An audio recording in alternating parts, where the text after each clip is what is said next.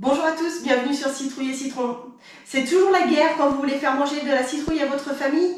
Tout le monde réclame des gâteaux, mais pas de la citrouille. J'ai peut-être la solution pour vous. Je vous propose de préparer ensemble aujourd'hui un pumpkin pie ou en français tarte à la citrouille. Je vous incite fortement à vendre plutôt sous le titre pumpkin pie, ça posera moins de questions. C'est un dessert d'origine anglo-saxonne qu'on a découvert il y a quelques mois et franchement, ça a été une très bonne surprise. Pour nous, c'est l'occasion d'écouler les dernières citrouilles qui restent à la cave et de nous faire plaisir par la même occasion. En termes d'ingrédients, c'est vraiment tout simple. Vous allez avoir besoin d'une citrouille, d'une pâte brisée. Alors pour moi, elle est déjà prête parce que je l'ai faite auparavant. Je l'ai mise au congélateur, vu comme le frigo est encore éteint, quelques minutes, le temps que la pâte durcisse.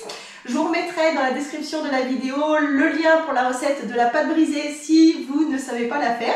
Comme ça, vous aurez tout prêt pour faire chez vous une pâte maison qui fonctionne à tous les coups. Vous aurez également besoin pour la purée de citrouille de lait, de beurre, de sucre, d'œufs et également d'épices. Donc en termes d'épices, on va utiliser de la cannelle, de la muscade et une pincée de sel. En termes de matériel, un moule à tarte, ça c'est une chose. Et dans ces recettes-là, ça va être peut-être une des rares recettes pour laquelle vous allez me voir utiliser du papier cuisson. Là, ce ne sera pas pour mettre sous la pâte à tarte, mais vous allez voir bientôt à quoi ça sert. Vous aurez également besoin de poids, P-O-I-D-S, pour venir appuyer sur la pâte parce qu'on va faire une cuisson à blanc de la pâte de façon à avoir une pâte bien croustillante sous le dessous. Donc, je sais que c'est des choses qui peuvent s'acheter dans le commerce, c'est des petites billes de céramique par exemple.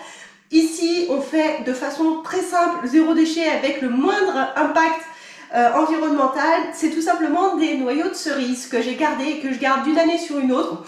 Une fois qu'ils sont secs, de toute façon, ça risque pas de moisir, il n'y a aucun problème. Ça évite d'acheter des choses qu'on n'utilise qu'une fois tous les 36 du mois. Quand je parle de recettes à base de citrouille, souvent on me dit la citrouille c'est casse-pied à éplucher.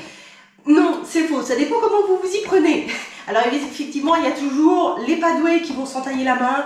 Bon, si vous n'êtes pas doué, demandez à quelqu'un qui a une main gauche et une main droite, pas quelqu'un qui a deux mains gauches. Mais sinon, autrement, votre citrouille, vous allez tout simplement venir la couper en deux. C'est là où éventuellement c'est le plus dangereux. On peut éventuellement se couper. Vous allez venir la couper en deux, la vider parce qu'à l'intérieur, il y a toute la partie de graines qu'il va falloir enlever. Et ensuite, ce que je fais tout simplement, c'est que chaque moitié de citrouille, je vais venir la découper en lamelles. Des lamelles à peu près de l'épaisseur de mon économe. Et en termes d'épluchage, ça va nous simplifier vachement la vie. Parce qu'effectivement, si vous épluchez la peau de votre citrouille avec un gros couteau, d'une part, vous risquez de vous couper. D'autre part, vous allez également retirer beaucoup de chair avec la peau de la citrouille et ça va faire beaucoup de pertes. Pour l'épluchage, du coup, avec un économe, ça fonctionne vraiment très bien. Donc c'est vraiment la façon la plus simple que j'ai d'éplucher la citrouille. Vous inquiétez pas, la quantité qu'il y a là visuellement, c'est beaucoup plus que ce dont on va avoir besoin pour la recette. C'est tout simplement, vu qu'il me restait une citrouille, une demi-citrouille complète à utiliser, c'était beaucoup trop pour la recette. Donc je vais tout faire cuire en même temps, mais je vais en utiliser qu'une partie pour le pumpkin pie et l'autre partie servira pour faire une soupe ce soir. La première étape de cette recette consiste à faire cuire la citrouille. Pour ça, vous allez tout simplement mettre vos morceaux de citrouille. Alors coupez-les, pas trop petits mais pas trop gros non plus. L'idée c'est d'avoir des gros dés de, je sais pas, 3 cm par 3 cm, quelque chose comme ça. De façon à avoir une cuisson assez rapide mais sans non plus que ça fasse quelque chose qui se déliterait complètement dans votre haute cuisson. Ce sera galère à récupérer. Vous allez venir mettre ça dans une casserole, vous allez couvrir d'eau, mettre un couvercle et laisser monter à ébullition. Une fois que ça bout, comptez à peu près un quart d'heure de temps de cuisson. Pour savoir si c'est cuit, il suffira tout simplement de pointer un couteau dans un morceau de citrouille. S'il rentre sans aucune résistance, c'est que votre citrouille est prête à être égouttée. Pendant que la citrouille est en train de cuire, vous allez venir préparer le moule. Alors la pâte à tarte, elle est prête, c'est une pâte brisée. Il va simplement falloir l'étaler et venir la mettre dans le moule. Alors soit votre moule à tarte, vous le beurrez, soit vous venez mettre tout simplement une couche de farine. Ou si vraiment vous êtes des grands fans de papier cuisson, vous venez mettre une couche de papier cuisson dans le fond. Pour moi, ce sera tout simplement fariné, ça suffit amplement pour éviter que la pâte ne colle.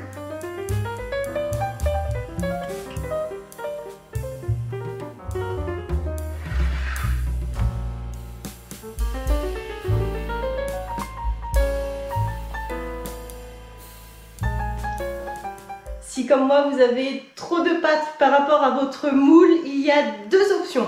Soit vous faites comme ma grand-mère qui congèle toujours tous les morceaux de pâte supplémentaires et qui les récupère une fois qu'elle a une boule assez conséquente pour faire d'autres pâtes à tarte plus tard. Ou alors, sinon, vous faites comme moi, si vous n'avez pas envie d'avoir des petits bouts de pâte à mettre tout le temps au congèle, c'est tout simplement, je vais venir découper le surplus de pâte et je le mets dans le fond de la pâte à tarte. C'est pas super beau de premier abord quand on regarde le moule comme ça, mais ça fonctionne très très bien et pas vu pas pris. Ensuite, il va falloir venir rajouter un morceau de papier cuisson sur le dessus de votre moule à tarte. Pourquoi? Alors, tout simplement parce que lorsqu'on fait cuire à blanc une pâte à tarte, il y a des chances, des risques que la pâte cherche à gonfler, etc. Là, ça permet d'avoir une cuisson homogène et d'avoir une pâte qui va rester lisse sur toute la surface. Ce qui est casse-pied, c'est qu'un moule à tarte, c'est rond, alors qu'une feuille de papier cuisson, c'est rectangulaire. Si vous voulez éviter d'avoir des plis bizarres à faire avec votre feuille de papier cuisson, j'ai découvert ça il y a quelques temps, il suffit de froisser la feuille de papier cuisson.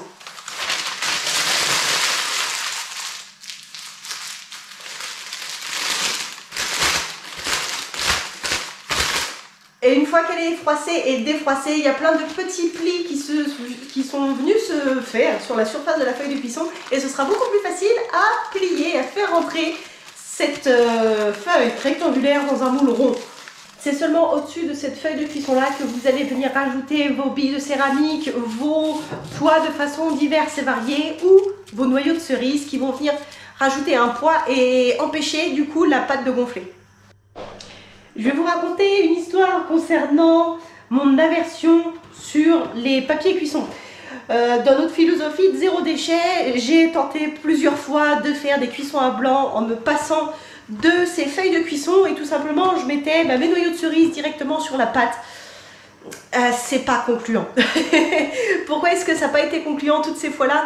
Parce qu'en fait la pâte, il y a du beurre dedans et quand ça cuit, la pâte va devenir vraiment très, très molle. Et les noyaux de cerise venaient s'enfoncer littéralement dans la pâte. Et quand je ressortais ma pâte cuite à blanc, j'avais les noyaux de cerise incrustés partout dans la pâte à tarte. Donc il fallait les enlever, c'était chiant, ça brûlait les doigts. Et en plus, du coup, le fond de tarte, il était troué, enfin pas troué, mais il y avait des petits cratères de partout qui correspondaient aux noyaux de cerise. Donc même si vous êtes philosophie zéro déchet, je vous invite fortement quand vous voulez faire des cuissons à blanc à investir dans un rouleau de papier cuisson qui durera des années et des années parce que vous allez vous en servir sûrement que pour ça. Mais c'est pas forcément gênant vu la quantité infime que ça représentera à l'échelle d'une carrière de pâtissier amateur. Ça peut valoir le coup pour ces cuissons là.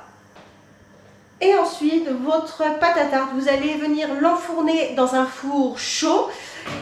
Et il n'y a plus qu'à attendre un quart d'heure que la pâte soit cuite. Et ça correspond à peu près au temps de cuisson des citrouilles. Donc normalement, si vous avez suivi le même tempo que le mien, tout va sortir à peu près en même temps. Et ça va être nickel côté organisation. Ok, maintenant que la citrouille est cuite et égouttée, moi j'ai récupéré la quantité qu'il fallait pour le pumpkin pie. Le reste, c'est mis de côté. Il va falloir tout simplement venir mélanger les autres ingrédients ensemble. Donc le beurre fondu, vous allez venir le mélanger avec le sucre, ensuite vous allez rajouter les œufs, puis le lait et enfin les épices.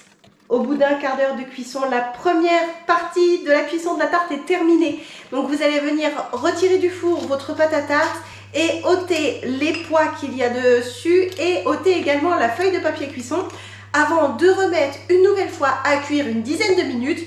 En gros, la première cuisson va cuire la pâte de façon générale et la deuxième cuisson va venir mettre le côté croustillant sur le dessus de votre pâte à tarte. À partir de là, vous avez presque terminé. Il suffit d'attendre que la pâte finisse de cuire et qu'elle sorte vraiment délicatement dorée.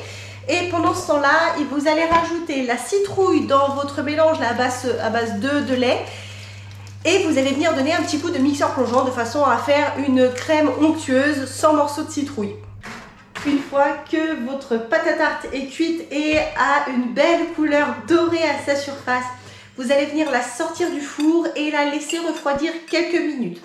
Ensuite, vous allez pouvoir verser dessus l'appareil à la citrouille et réenfourner une nouvelle fois pour 40 minutes de façon à ce que l'appareil soit cuit. Si vous voulez, là pareil, c'est un peu comme une pâte à flan, une pâte à quiche. C'est les œufs qui, lors de leur cuisson, vont venir donner la texture, la consistance de votre tarte. Dernière étape, et pas la moindre, c'est de laisser refroidir votre pumpkin pie. Parce que si vous voulez la manger tiède, vous allez être vraiment absolument déçu du résultat. Laissez-la refroidir quelques heures avant de la savourer. Et voilà pour la recette du jour. Une astuce pour faire manger de la citrouille à différentes personnes de façon complètement dissimulée. Pour nous, c'est l'occasion de changer du quotidien, des différentes soupes à la citrouille, même si avec les différentes recettes, on arrive à tourner sans toujours revenir sur la même recette ennuyante. Donc j'espère que cette vidéo elle vous a plu.